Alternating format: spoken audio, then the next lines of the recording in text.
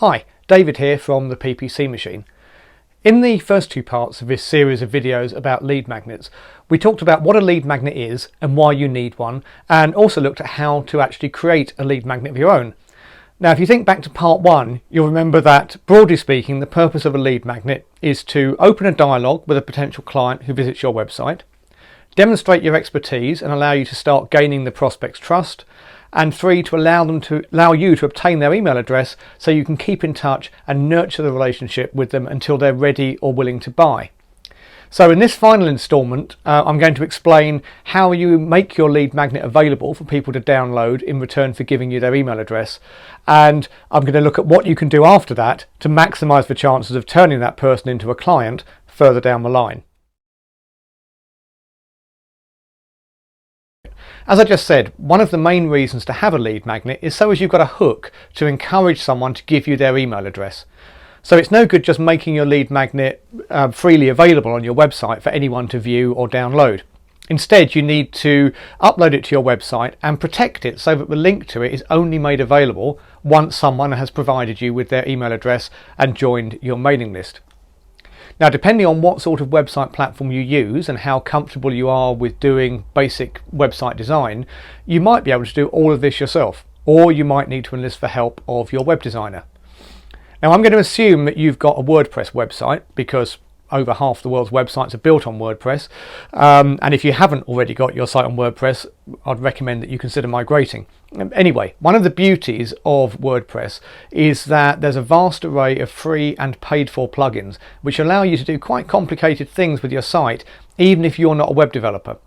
And these plugins include quite a few that are designed to make it easy to create opt-in forms and landing pages for your lead magnet.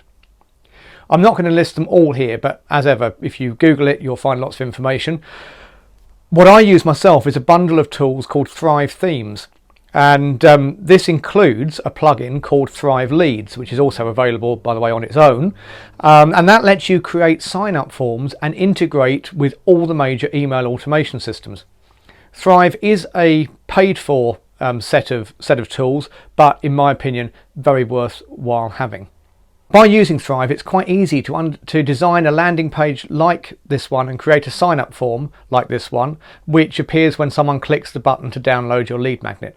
You can even create different designs of form and see which one gets the best response rate by split testing them.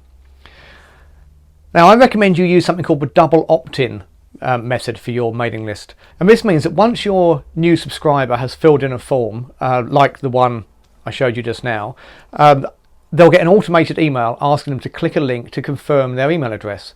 And only once they click that link are they added to your mailing list and taken to the page on your website where they can view or download your lead magnet. Using double opt-in makes it a tiny bit harder for people to join your list, as there's that one extra step they've got to go through.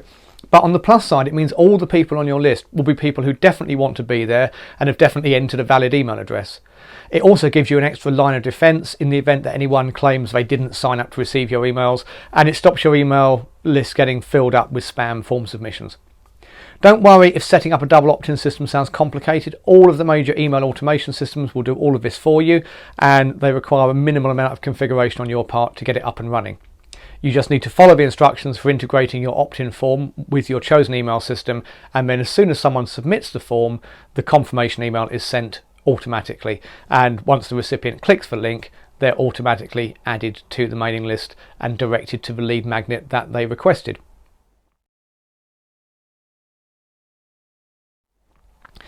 So now let's talk about choosing an email automation system.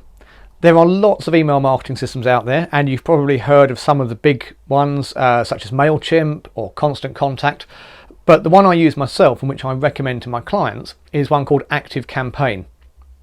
The reason I like ActiveCampaign is because it's a very flexible and powerful system, and it allows you to do everything from sending simple one-off emails to your entire list through to creating automated flows where someone will receive a sequence of emails over a period of time and where their route through that flow can change based on actions they've taken in the past. Now, it's generally agreed that before someone is ready to buy from you, they're going to need to have been touched as they call it, in multiple times by your business. Now, a touch can be anything from visiting your website through to meeting you at a networking event, getting an email from you, or hearing your company name mentioned on the local radio station. Some people say that the magic number of touches is 5, others say it's 7, and others hedge their bets and say anything from 5 to 7. It doesn't really matter. What's clear is that the number of touches needs to be greater than 1. So I recommend you start off by creating a sequence of follow-up emails which people will get after they've had your lead magnet, and make that sequence contain at least 7 messages. These emails can then be loaded into ActiveCampaign and sent out to each new subscriber over a period of days or weeks. And regardless of when someone joins your list, they'll always start at the beginning of that sequence and get email number 1, then number 2, then number 3, and so on, even if there are other people who joined the list earlier who are already up to, say, email number 6. Here's an extract of one of the automations that I use in ActiveCampaign, so you can see what it's like. It's very different from the dreaded newsletter subscription where everyone gets the same boring email at the same time each week, and where you need to be coming up with new material to send people every week. With an email sequence like the one that I'm using here, you can write it all today, upload it, and still be using it for new subscribers months from now.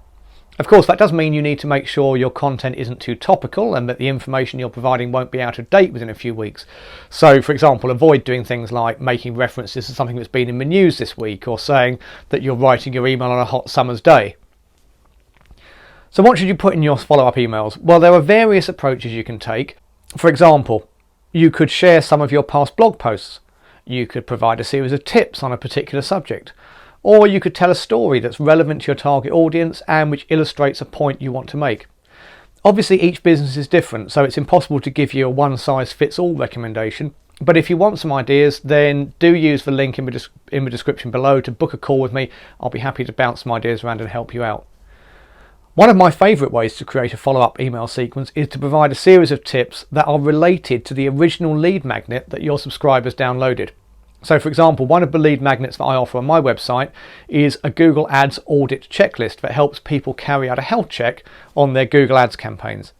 If someone downloads that checklist, I can be fairly certain that they're using Google Ads, otherwise why would they want the audit checklist, and that they know that they want to be able to get better results from it. So if you download that checklist, the first follow-up email you'll get contains a list of 10 tips for improving your Google Ads campaign. It doesn't go into any great detail on these 10 points, but what happens is that over the next couple of weeks, you'll receive further emails, each one of which does provide more detail on each of those 10 tips. So this allows me to keep in regular contact with the people who download the audit checklist, so as I'm at the front of their mind if and when they want to work with someone like me. It also provides additional value to them by sending them emails which I know they're going to find interesting and useful because they downloaded that checklist. And further, it demonstrates my knowledge and expertise so as I'm building more credibility in the eyes of those subscribers. Even if people who download your lead magnet don't end up buying from you, even after receiving all your follow-up emails, you've still achieved something useful. Because the more people who download your lead magnet, the bigger your list gets.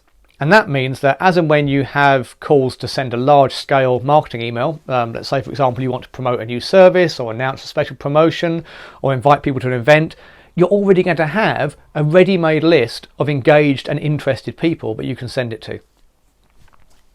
If you've watched all 3 parts of this video series, you'll now have a good grasp of how and why lead magnets work, and you'll hopefully already have some ideas buzzing around your head as to what your lead magnet could be about and what you'll put in your follow-up emails. If you'd like to bounce your ideas off someone, or you want some advice on how to create your lead magnet or set up ActiveCampaign to handle the distribution of your lead magnet and your follow-up emails, I'd be really happy to help. All you have to do is leave a question below in the comments or use the link in the description to book a call with me, and I'll be happy to talk things through with you. Don't forget, if you haven't already, please like this video, click the thumbs up button, and also click subscribe and click the bell icon so as you'll be the first to know whenever new videos are released. Hope you found all this information useful, and I'll see you on the next video. Thanks for watching.